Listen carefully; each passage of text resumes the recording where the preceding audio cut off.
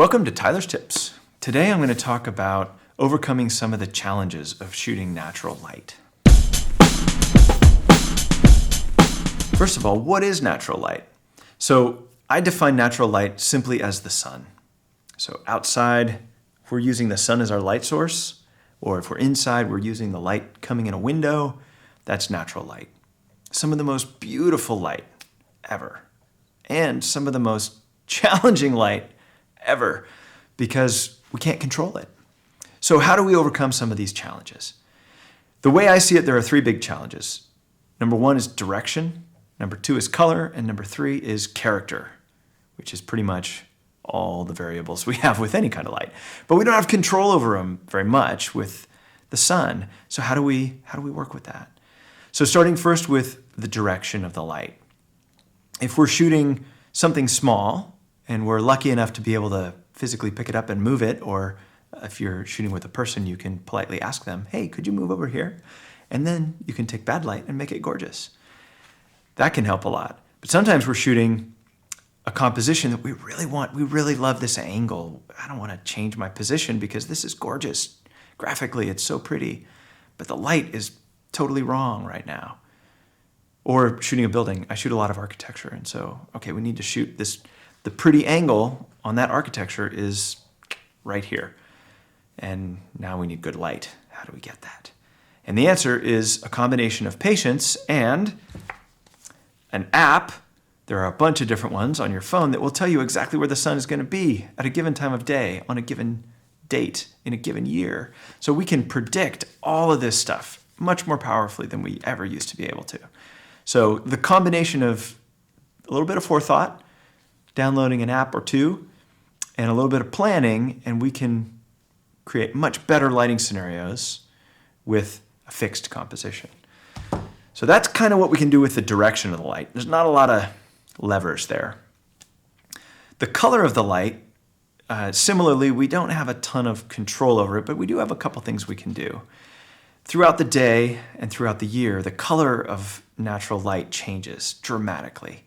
It can go, as you've seen, it can go from the crazy, beautiful magentas and purples of the early morning light up through yellows and oranges, blues, to this wonderful, rich, neutral-ish day, midday sun, to a very cool blue, cloudy afternoon, and back into wild colors of sunset. It's amazing. I could go on and on. I love the color that we get out of Mother Nature. It's unbelievable. It's gorgeous. And it can really mess with our photos because sometimes we want a photo that needs warm tones, but it's cloudy outside, so the color of the light is blue. So the biggest lever that we have with that actually is being digital photographers. We can change the color after we shoot the image. It seems super simple, but especially if you shoot raw, and I'll talk about that more in a future episode as well. Like shooting JPEG, you don't have as much color flexibility, but if you're shooting raw, you have a lot more color flexibility. We can tweak it a bit. It doesn't work as well when you have to make it go a huge swing. If it's a really yellow looking image of a person at sunset and you want to make it look like a cool blue, sort of cloudy day, it might look a little weird. But if you're adjusting it and tweaking it a little bit, you can have fabulous results. So that's our number one, sort of absolute tool. That's our best one.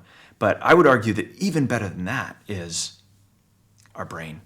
If we study color and pay attention to it, if we look at the changes that are happening all the time with natural light, we start to get better at seeing it and seeing what's happening and seeing that, oh yeah, even when it's that warm evening sunlight is hitting this side of the face and it's sort of too orange, a different thing's going on over here. It's deep blue. Like that shadow is so blue at this time of day. And the more we see that, the more we can then use it to tell our stories later. Or understand that, darn it, this is just not the right time to take this photo out here. It's not going to look good. Or it's not going to look the way I want it to look.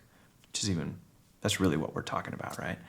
So that's a good segue into the third, which is the character of light. It's very similar to the color of light.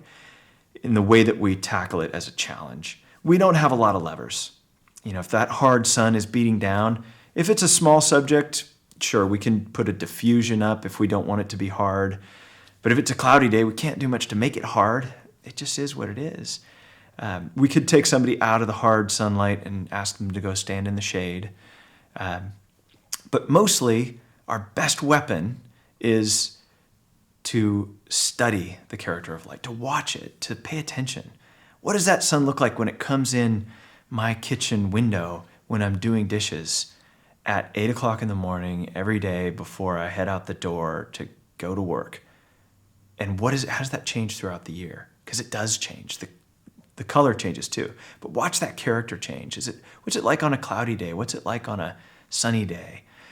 The more we pay attention, the more we're able to then see it and understand it and then make different choices.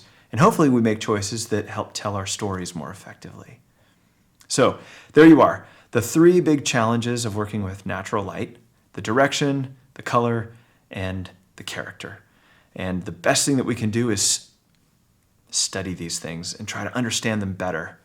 I wish I had a simpler tip for you, but that's it.